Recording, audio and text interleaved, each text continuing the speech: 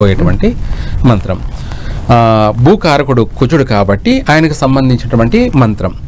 ఈ భూ ప్రళయాలు, భూకంపాలు, అలాగే సునామీలు ఇలాంటివన్నిటి కూడా నివారణ చేసుకోవచ్చు. ఆ మంత్రమే ఈ మంత్రం.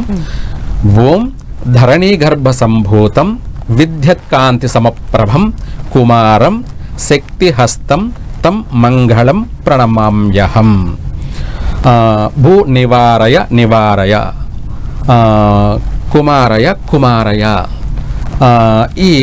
ఈ మంత్రంతో పాటు ఇదంతా కూడా సంపూర్ణంగా చేస్తే భూమిలో ఏర్పడేటువంటి ఈ భూకంపాలన్నింటినీ కూడా నివారించవచ్చు. ఇది ప్రతి ఒక్కరు కూడా పఠించవచ్చు. ఈ మంత్రం అర్థం ఏంటంటే ఓం ధరణీ గర్భ సంభూతం అంటే భూమి, ఈ భూమి అంతా కూడా ధరణి అంటాము. ఆ భూగర్భంలో ఉన్నటువంటి వాడు, అందులోంచి జన్మించినటువంటి వాడు, ఉన్నటువంటి వాడు, అందులోంచి జన్మించినటువంటి వాడు అంటే ఆ వచ్చేటువంటి ప్రళయం, ఆ భూకంపమే ఆయన. ధరణీ గర్భ సంభూతం అంటే అందులోంచి ఉద్భవించేటువంటి వాడు. ఓం ధరణీ గర్భ సంభూతం విద్యుత్కాంతి సమప్రభం అంటే విద్యుత్ అంటే ఒక ఫైర్, అగ్ని, లావా కావచ్చు, అగ్ని కావచ్చు, ఇవన్నిటినీ కూడా ఒక ఫైర్ అంటాం. విద్యుత్ కాంతి అనే దాని యొక్క అర్థం కూడా. విద్యుత్ కాంతి సమప్రభం. కుమారం అంటే భూమి మీద జన్మించేటువంటి పుత్రుడా, కుమార అంటే చిన్నవాడ.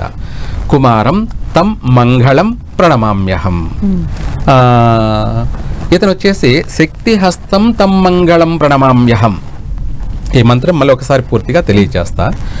ఓం ధరణీ గర్భ సంభూతం విద్యుత్కాంతి సమప్రభం కుమారం శక్తిహస్తం తం మంగళం ప్రణమామ్యహం. ఈ యొక్క మంత్రాన్ని ప్రతి ఒక్కరు కూడా పఠించవచ్చు. రాత్రి పనుకునేటప్పుడైనా సరే, లేదా దీపారాధన చేసేటప్పుడైనా సరే, లేదా ఉదయం లేవగానే కానీ ఈ మంత్రాన్ని పఠిస్తూ కూర్చొని నేలపైనే కూర్చోవాలి. ఎందుకంటే ఈ మంత్రము, మనం చేసే మంత్రము భూమికి ఆకర్షణ కలగాలి. నేలపైనే కూర్చోవాలి. అంటే మామూలుగా సాప కానీ పీట కానీ వేసుకోకూడదు. అంటే కొన్ని మంత్ర జపానికి మనం భూమికి ఆకర్షణ లేకుండా ఉండడానికి మనం సాప కానీ పీట కానీ ఏదైనా సరే వేసుకొని కూర్చొని చేయవచ్చు. ఈ మంత్రాన్ని ఏంటంటే భూమి మీద కూర్చొని చేయాలి. చేస్తే నేలపైన కూర్చొని చేస్తే ఆ మంత్రం అనేది భూమికి ఆకర్షణ కలుగుతుంది.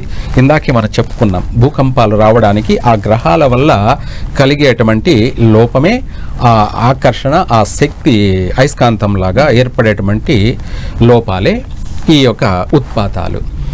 అందువల్ల భూమి మీద కూర్చొని, నేలపైన కూర్చొని మనం ఈ మంత్రాన్ని పఠించినట్టయితే రాబోయేటువంటి ఉపద్రవాలను నివారణ చేస్తుంది. ఆ మంత్రంతో పాటు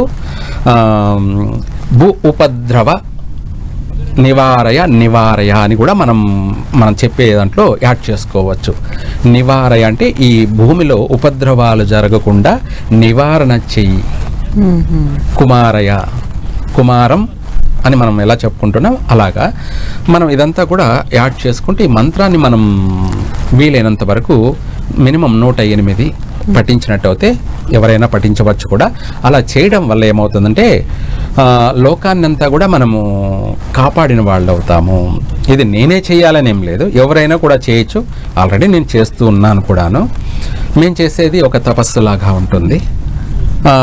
మీరందరూ కూడా చేయడం వల్ల ఏమవుతుందంటే ఆ భూమికి ఆకర్షణ శక్తి కలిగి ప్రళయాలు అనేది రాకుండా చిన్న స్వల్పమైనటువంటి భూకంపితంతో వెళ్ళిపోతుంది. దానివల్ల ఏమిటంటే ప్రాణ నష్టం జరగదు, ధన నష్టం జరగదు.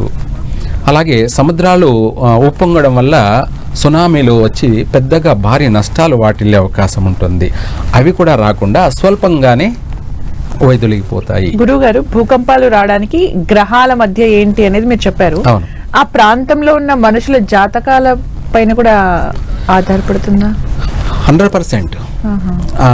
ఇక్కడ ఉన్న స్థానాన్ని బట్టి ఆ సమయంలో పుట్టినటువంటి వాళ్ళు ప్రతి ఒక్కరి పైన ఆ ప్రభావితం ఉంటుంది.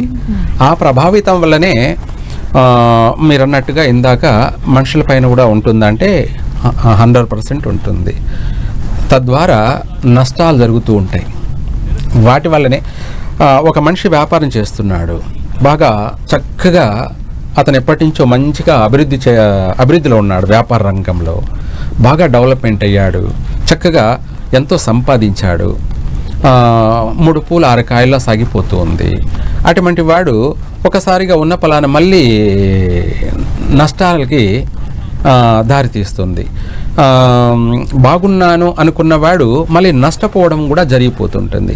ఇది ఎందుకు జరుగుతుంది అంటే ఆ యొక్క గ్రహాలు ఉన్నటువంటి స్థానాన్ని బట్టి వాళ్ళ యొక్క ప్రభావితం అనేది మనకు అయస్కాంతం లాగా ఆ జాతకుని పైన ఆ ప్రభావం పడడం వల్ల తను ఆర్థికంగా నష్టపోవడం జరుగుతుంది.